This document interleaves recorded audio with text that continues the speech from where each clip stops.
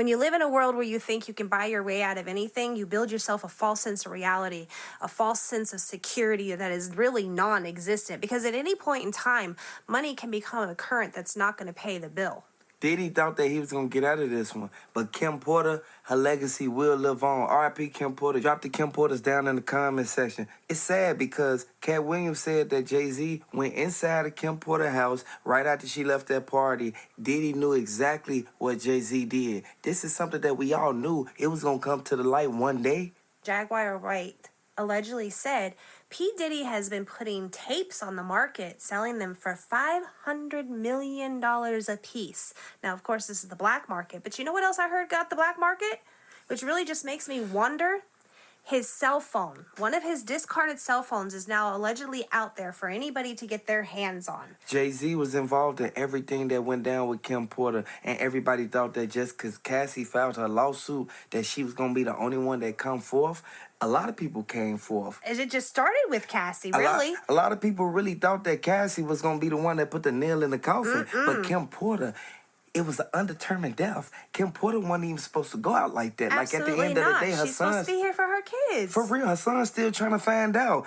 I don't think Jay-Z is involved in what happened with that girl in 2000. But if they bringing up something from that long ago, it has to be some truth to something. Because otherwise, we would have moved on and not necessarily forgotten, but come to some sort of peace about it. They're still looking for answers. Hopefully they can find them sooner or later. A lot of people know that Jay-Z is the main one who told them that Beyonce was going to be the one who actually, she wasn't going to say nothing. Like, at the end of the day, and Solange kept telling Beyonce, like, you need to tell Jay-Z to stop having them parties with Diddy because Diddy going to eventually go down. Diddy's sons, they already was prepared. They knew exactly what they was going to hear when they walked in that courtroom because the lawyer already FaceTimed them and let them know, like, everything is looking good. Your daddy, he going to eventually get out, but they going to eventually deny the bond. That's why when they walked out the front of the courthouse, they instantly, they had a frown on their face. Like, at the end of the day, but Kim Porter's son, he's still trying to figure out, like, what happened to his mother. He know that Jay-Z name was implemented in it. And you can't put yourself in certain situations if you know that you can't get yourself out of it. This is a revolving door. We have to really pay close attention to the people we keep in our circle because this is sad. As far as the courthouse situation, the lawyer really gave them false hopes because P. Diddy moved around, put a couple houses up for like sale, sold out his portion of a business, was trying to scrape together enough money to be able to say, here's more money than you could possibly ask for a bond. Please let me out. But they don't want to let him out because they're afraid that he's going to get out there and harass the witnesses and possibly put somebody at danger. There's over 120 lawsuits claimed against P. Diddy. Facts. Some of them may not be true, and he knows that. Yeah, so he's going to try to twist that and use that to his advantage. And if he could get to those, let's say 15 of them that may not have any truth behind them, it would probably scare a few others off as well. That's why Jay-Z keeping his distance, and he said that he denouncing anybody that's with Diddy. Like, at the end of the day, he don't care what pictures and videos he on. He already said he not involved in what happened in 2000. He not involved in none of the parties. He don't know Diddy no more. For you to say that about somebody, you have to really be looking at what they did, and you want to stay unconnected from that type of stuff. This is Jay-Z's lawyer really trying to give him an out, an alibi, an ace in the hole card. It's not going to work because the American people are not buying it. We have watched Jay-Z and P. Diddy support each other for years. There is no way you're going to tell me they weren't friends. Can you believe that P. Diddy has the audacity to sit there and really try to hold his innocence with all of the evidence that is circulating out there? Can you really believe that we're going to sit here and keep trying to pretend like we don't know what's going on and all of these are false allegations? P. Diddy's name was mentioned in the indictment for Kim Porter left unresponsive inside of that mansion. Combs appeared in court for a brief hearing in his federal case at which federal prosecutors said they plan to disclose all available evidence to his defense team by the end of the year in preparation for May trial date. One court reporter described Combs as appearing thinner and grayer than when he was last seen in public, and he was wishing the speculators happy holidays as he left, trying to keep his same persona as always. He's really downplaying what is something that is so serious, but you can see the stress and all of the wear and tear that is doing on him physically and mentally. He know that everything that he brought to these people, it instantly backfired on him, because you don't instantly bite the hand that feeds you. And one thing that everybody know, you cannot have the people around you that's helping you eat, and then you turn on all these people. Cassie, she was one thing in this whole situation, but we know for a fact what happened before the lawsuit even came out. Kim Porter, she was found unresponsive, and everybody know for a fact. Drop them RP Kim Porters down in the comment section, because her passing, this was something that nobody thought it was going to come about, but Diddy, he kind of opened the doors for all of this to even occur. Diddy's son, he wants to know what happened to his mother. And I know everybody sat back and saw Gene Deal. He said that Rihanna, everybody sat there and they heard Diddy say exactly what went on in there. They got the footage. Diddy made sure that he took everything about their house. He got rid of all the evidence that would eventually lead back to him. I want everybody to know this is a sad situation. Tupac was one of the main ones who kept telling everybody. He was warning everyone, leave Diddy alone. Don't go around Diddy. Diddy doing this. Diddy is involved in so much. And then it end up coming to the light. Whatever's done in the dark will come to the light. Every party that Diddy had is getting exposed. You have to figure, too, as far as we know, P. Diddy was the last person to see Kim Porter alive. Her best friend showed up at the door looking for her sister, her best friend, the person that is who she sits down and has morning coffee with, and is mortified to find out she's deceased. Russell Simmons, no. A person who is expecting someone to pass away isn't so over mortified, shocked, like, oh my God, that just happened. It's unexpected. An unexpected, untimely passing is going to send your mind into a whirlwind of questions. It happens time to time, but Russell Simmons kept saying that Diddy, he knew exactly what went down up in there. They said that Diddy left the party. As soon as Diddy left the party, he chased up behind her. He knew for a fact that as soon as they got into it inside there about Cassie, that it was going to be over with. People don't know that Kim Porter, she's not here with us today because of the argument that they had at Jay-Z party. And now Gene Deal said that he sat back and he watched Diddy for 25 minutes. Next thing you know, this is where Diddy, he instantly walked out the door. He followed Kim Porter. Kim Porter was leaving the party because she didn't want to be around them, and she saw Diddy kept spiking the drinks. Cassie was standing right there, and Diddy was showing more favoritism towards her than his own baby mama. I wouldn't even go with favoritism. You got to realize, look at what Cassie's lawsuit really is. It's not about favoritism at this point. He has her manipulated. If you don't do this, you'll never get published. If you don't do my bidding, you'll never be famous.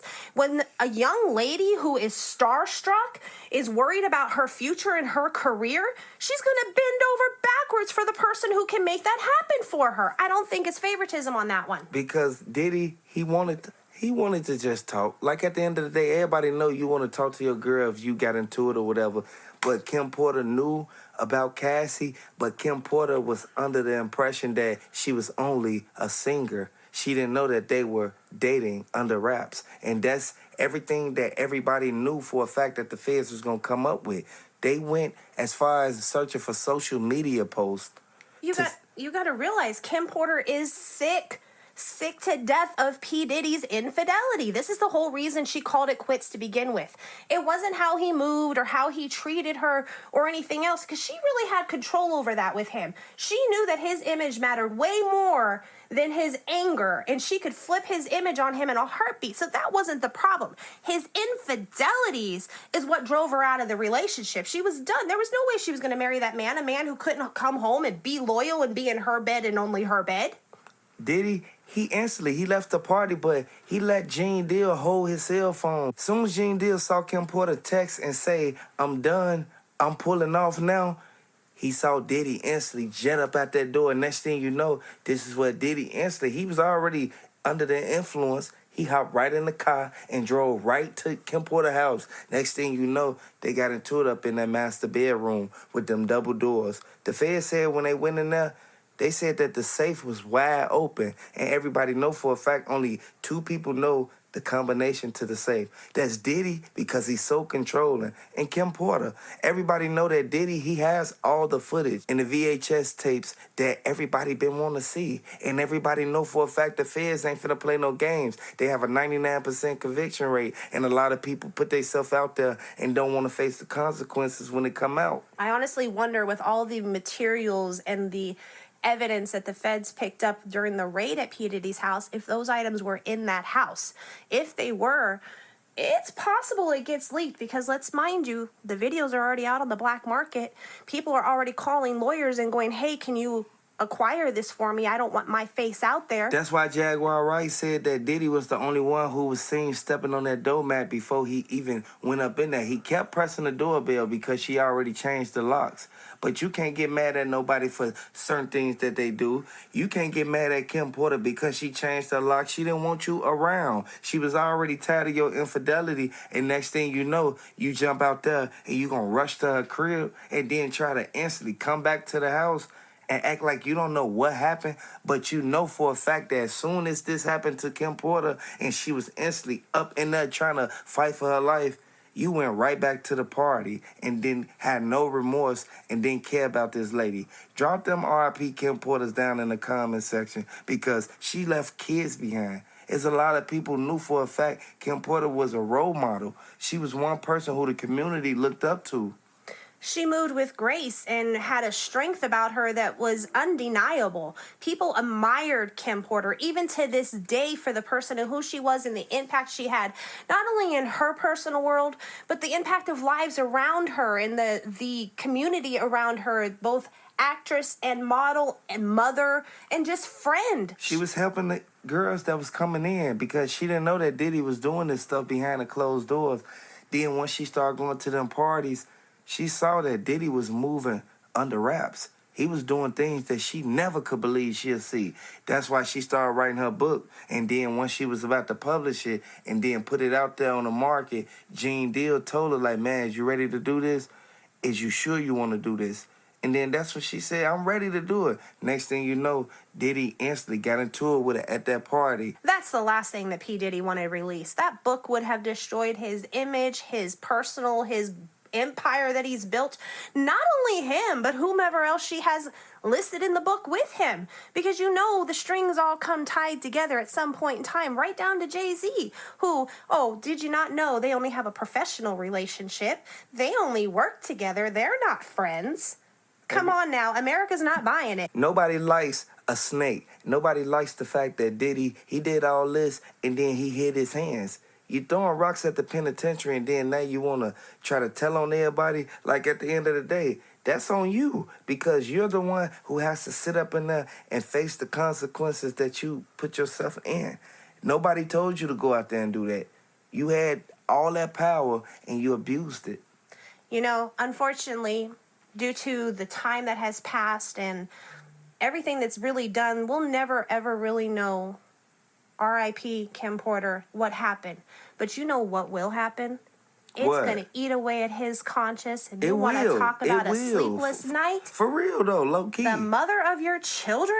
Because if he got into it with her and they had a fight up in there, or anything happened to the point where she was telling him to get out, just like they stated in the affidavit, I want y'all to know, Diddy put himself in a messed up situation, because not only that you got these charges of racketeering and all this extra stuff, you literally have to face what they gonna bring to the light about Kim Porter.